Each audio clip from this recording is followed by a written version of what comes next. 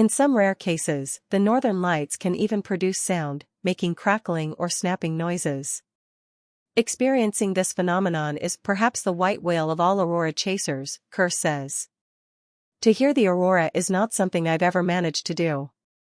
Green and purple streaks emanate from a point in the left center of the image, with silhouettes of evergreen trees below. Auroras light the sky in green, blue, and purple over the Olympic Peninsula in Washington on May 10. Kashmir Wilkinson via Aurosaurus. Why are we seeing more auroras this year? Like the Earth, the Sun has magnetic north and south poles, but unlike Earth, those poles flip positions every 11 years. This shift drives an 11-year solar cycle in which the star experiences a period of low magnetic activity and a period of high magnetic activity, which culminate, respectively, in a solar minimum and a solar maximum. Right now, we are approaching a solar maximum, which means the Sun has a nearly peak number of sunspots and heightened levels of solar flares, CMEs, solar wind and other releases of particles. The last solar maximum occurred in 2014, but that one was kind of wimpy, says Elizabeth McDonald, a heliophysicist at NASA's Goddard Space Flight Center. It didn't produce any storm that could compare to the one on May 10 or the Halloween storm of 2003, which was during the prior solar maximum. Experts predict the upcoming solar maximum will occur in 2025, though some say it could arrive early, as soon as later this year. But the maximum isn't necessarily 1 year. Ledvina thinks of it as a high season that could bring multiple years with more sunspots and solar activity. When is the best time to watch auroras? No matter where you are on the globe, the best time to spot auroras is going to be in the darkest hours, often, that's just after midnight local time. Leading up to May 10, Blanco was just coming off a 2-week period of intense work, non-stop between his job at Columbia Basin College and hosting shows in Spanish at a local planetarium. He was looking forward to a free weekend to sleep in. But then he heard the Sun had launched a vast amount of material toward Earth. I was like, I'm not going to bed at all, he says. I did not sleep. I'm still recovering. Kerr managed to see a faint glow from Florida, like a colorless veil that was giving off its own light. Witnessing the northern lights there was unusual, he says. I just didn't think it would ever be possible in my lifetime. Ledvina, for his part, had unwittingly planned a vacation during the time of the solar storm. Nevertheless, he spotted the northern lights, from Leh in Indian-administered territory. A starry sky appears bright over dry, vegetation-less hills, with a faint glow of red over the top of the peaks.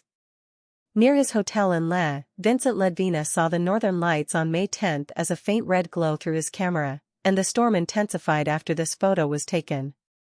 Vincent Ledvina. Every night's different, that's why I do it. The aurora's never the same, Ledvina says. Every night you're honing your skills, and your intuition gets a little bit sharper after every single aurora. For people who missed seeing May's event, and for those hoping to catch another appearance of the ethereal skyward glow, we put some of the biggest northern lights questions to aurora chasers and scientists. Here's everything you need to know about the phenomenon and how best to see it in the coming years. What are auroras? The dazzling lights in Earth's atmosphere that we know as auroras are intricately tied to activity on the Sun. Our nearest star often develops dark regions called sunspots, in which its magnetic field gets tangled up, making them cooler than the surrounding areas. But these spots are active, with the potential to erupt. Sunspots can fling material outward in different ways: solar flares and coronal mass ejections, CMEs. A solar flare is a burst of radiation, while a CME expels plasma and magnetic fields. Both are impressive, but when it comes to seeing auroras, it's the CMEs that count. If you're thinking of a sunspot as a gun, the solar flare is basically a muzzle flash, and the coronal mass ejection is the bullet, Blanco says. The flash is pretty, it's pretty cool to look at, but we won't get aurora, because it needs that material to make its way into our magnetosphere. When the ejected, charged particles reach Earth's vicinity, our planet's magnetic field siphons them toward the poles. Once there, the rapidly moving solar particles slam into atoms of gas in our atmosphere, mostly nitrogen and oxygen, giving them energy. As these atoms release the excess energy, they glow brightly in vivid color, creating what we know as the northern and southern lights.